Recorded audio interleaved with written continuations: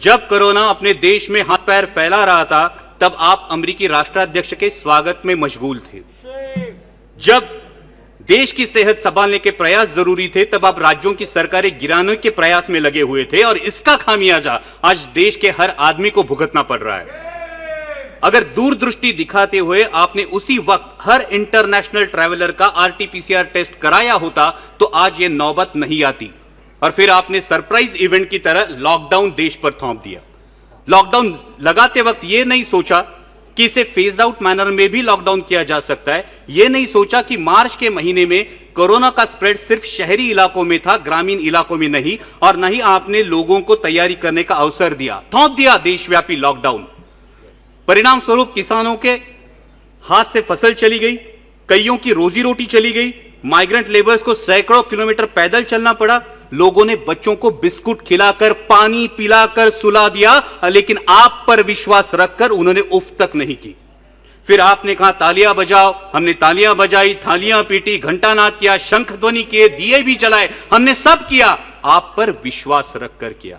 और विश्वास यह था कि सरकार पूरी जिम्मेदारी से कोरोना की रोकथाम करेगी। आज भी oxygen bed, ventilator, ICU bed की उपलब्धि के आंकड़े जोर शोर से बताए जाते हैं अध्यक्ष महोदया, लेकिन वास्तविकता क्या है? आज देश के आम आदमी को हॉस्पिटल में बेड पाने के लिए, ऑक्सीजन बेड, वेंटिलेटर उपलब्ध कराने के लिए दर दर की ठोकरें खानी पड़ती है। कई अभागी देशवासी ऐसे हैं कि जिन्हें रास्ते पर दम तोड़ना पड़ा है। क्या देश ने आप पर विश्वास जताया था, उसका यही फल आपने देश को दिया है? आज 9 महीने बाद भी सर्वशक्तिशाली सरकार देशवासियों के दिलों से इस दहशत को उखाड़ फेंक नहीं पाई, जिनकी उनके दिल में इनसिक्योरिटी है, अपनी जान को लेकर, अपनी सेहत को लेकर, अपने काम को लेकर, अपने भविष्य को लेकर। तो क्या यह हमारी विफलता नहीं है? आज कोरोना की मृत्यु संख्या में देश विश्व में दूसरे पायदान पर है अध्यक्ष महोदया, और फास्टेस्ट ग्रोइंग केस लोड में हमने अमेरिका और ब्राजील को पीछे छोड़ के पहला पायदान प्राप्त कर लिया। क्या यह भूषणावह है हमारे लिए?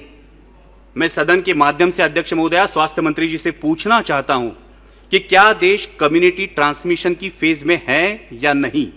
अगर इस सवाल का जवाब हां है, तो सरकार की सब पॉलिसीज फेल हो चुकी है, इसका यह सबूत है। और अगर इस सवाल का जवाब ना है, तो फिर प्रतिदिन 1 लाख के करीब केसेस कैसे पाए जाते हैं?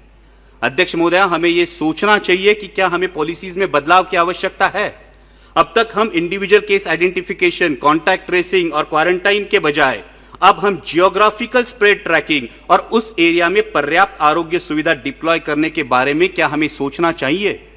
आज कोरोना से जो युवा उभरे हैं वो प्लाज्मा डोनेट करने के लिए रेडी है, लेकिन मैं स्वास्थ्य मंत्री जी से अनुरोध करूंगा कि आईसीएमआर का अब तक प्लाज्मा डोनेशन के लिए, प्लाज्मा थेरेपी के लिए क्लियर डायरेक्टिव्स नहीं है। वही बात सलाइवरी टेस्टिंग की है, और वही बात औषधों के दरों की है। आज फैबीफ्लू ले लीजिए, आज रेमडेसिविर ले लीजिए, आम आदमी के जेब के पहुंच से ये दवाइयां आज भी बाहर है, इस पे विचार होना चाहिए। दुर्भाग्य की बात तो यह है अध्यक्ष महोदया कि जिन पर हमने कोविड वॉरियर्स करके फूल बरसाए, उनमें से कितने मेडिकल प्रोफेशनल्स की कोरोना से मृत्यु हुई, इसकी भी जानकारी हमारे पास नहीं है। यह दुर्भाग्य की बात है। जब मैं ज्योग्राफिकल डिस्ट्रीब्यूशन की बात कर रहा हूं अध्यक्ष महोदया, तो मैं मेरे साथी सांसद फैजल जी का अभिनंदन करूंगा कि लक्षद्वीप में आज तक एक भी कोविड का केस पाया नहीं गया, इसलिए मैं अभिनंदन करूंगा। लेकिन उसी के साथ जब हम ज्योग्राफिकल डिस्ट्रीब्यूशन की बात करते हैं, तो कोविड से सबसे बाधित राज्य मेरा राज्य है महाराष्ट्र।